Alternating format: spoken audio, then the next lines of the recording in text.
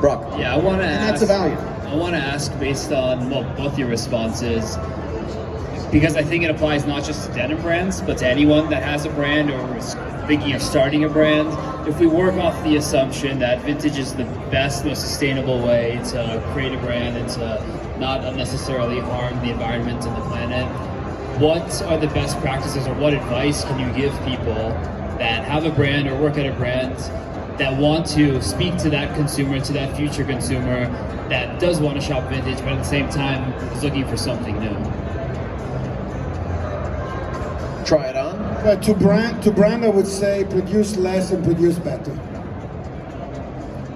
To the consumer, investigate what you're buying before you purchase it. Mark, how does your customer do that?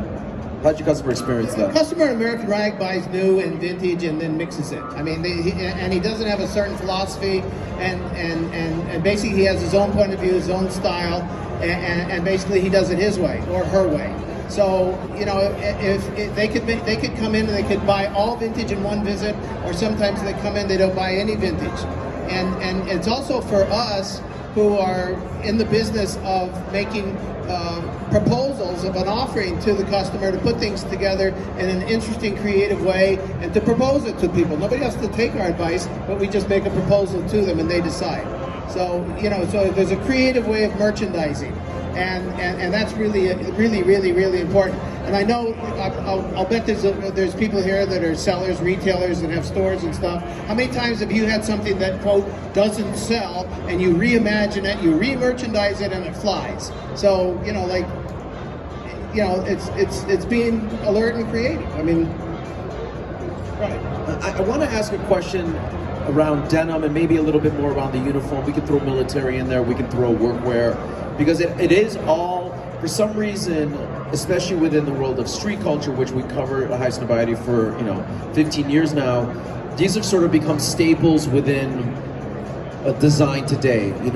Look at the amount. I mean, look at the number of M65 jackets and how often that's been reimagined. An M65 was the jacket that you wore, I think, during the Korea, essentially after Korea through Vietnam to the late 70s if you were in the Army. This jacket has been reimagined by everyone from Yohji Yamamoto to neighborhood even further back.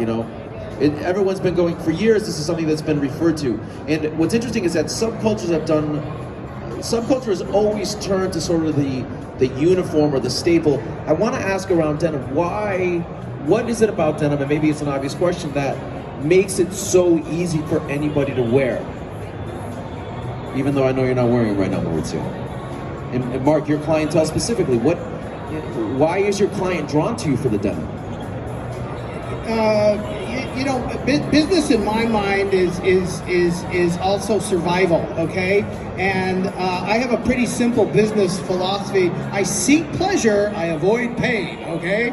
Pain is losses, pleasure is profits. So, and you gotta listen to the people that are walking in your door. So basically what I do, I just listen to the people who walk in my door. 30% of my business, since I went into business, and I started business in 1971, has been denim. Now some years it's 40% and some years it's 20%, but basically it's about a third of what I do is denim or denim based or denim associated. And I didn't choose that. I'm just surviving and I'm trying to make a profit to stay in business, which isn't always so easy. So I think it's the general world. I think your initial comment about 1 in 3 human beings on Amy, planet is that right? Earth, Is that the number? 1 in 3 human beings on Earth is somehow wearing denim.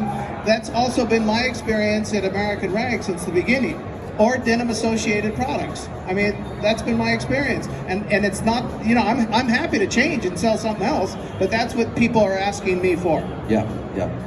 I'd like to, Brock, if you have a final question before we turn it to the audience for QA, but before you do, I went to private school and unfortunately was not able to wear anything I wanted until I went to university. And the first thing I did when I got out of uniform, I bought a pair of Levi's. And so I came to denim when I was much older, 18 years old rather than being young.